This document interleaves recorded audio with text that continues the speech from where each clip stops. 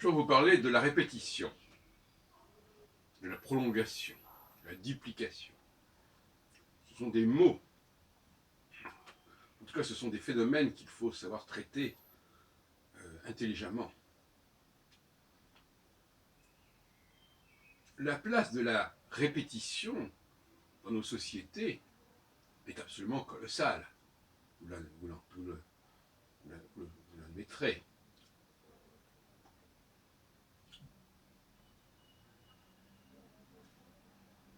Il y a beaucoup plus d'actes de répétition que d'actes de création.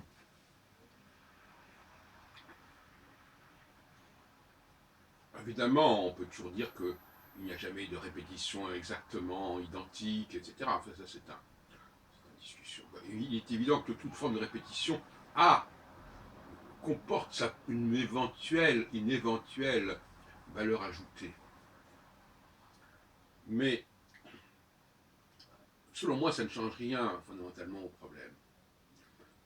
La répétition n'a pas la même vertu que la création.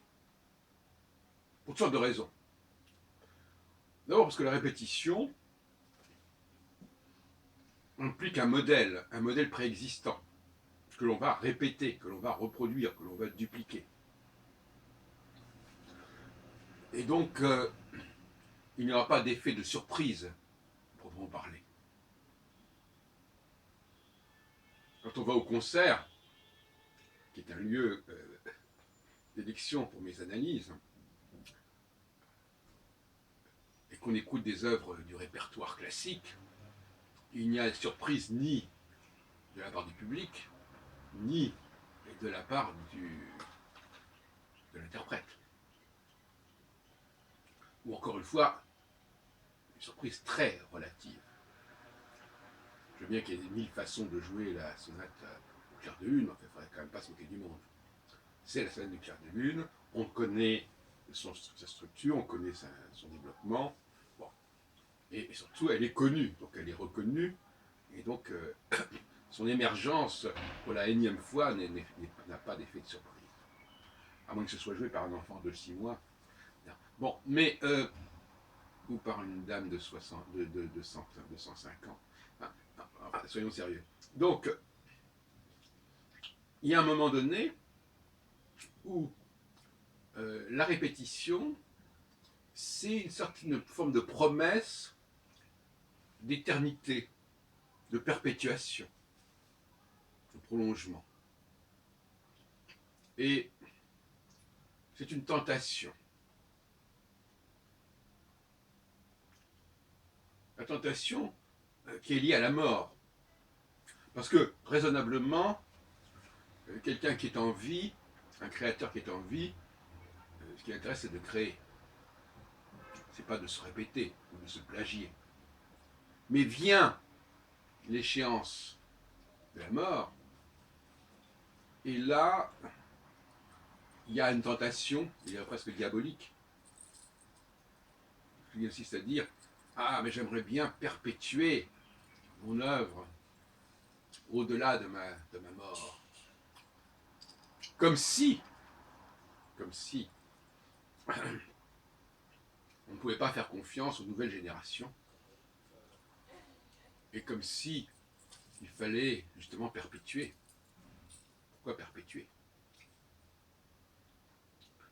On peut laisser sa trace, on peut avoir des disciples, on peut avoir des gens qui ont pris exemple sur nous, que nous avons inspirés.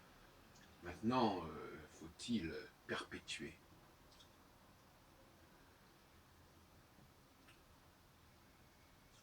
Par exemple, le fait que nous fassions des enfants aujourd'hui, des millions d'enfants sur cette planète,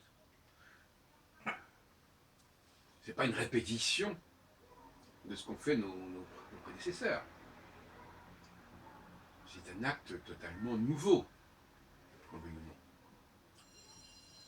La répétition, elle se situe à notre niveau. La répétition, c'est au niveau des textes.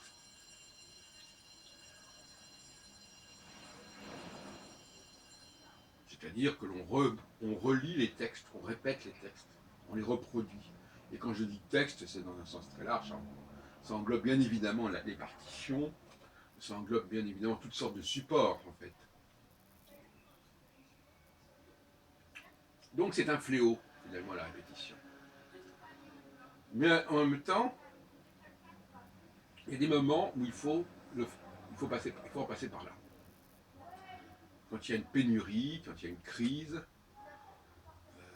on est obligé non seulement de répéter, mais même, ce qui est encore pire et encore plus significatif, de faire quelque chose qui ne soit même pas de la répétition, qui soit inférieur à la répétition, qui ne soit que l'ombre du modèle.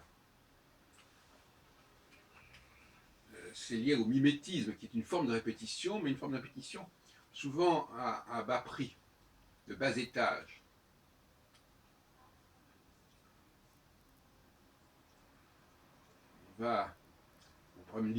L'arrivée de l'hiver, par exemple, génère des formes de répétition de ce type. On veut continuer à manger, mais on n'a plus la même dynamique. Il n'y a pas les mêmes... La nature, les plantes, les animaux n'ont pas la même dynamique en été qu'en hiver. Et donc il faut passer par des phénomènes de substitution. Mais la substitution, ce n'est jamais qu'une forme de répétition, en vérité. Une répétition de mauvais aloi, à bon marché, à bas coût.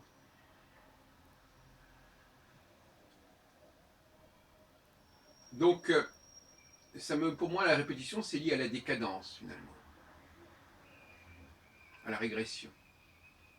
Régression, pourquoi régression?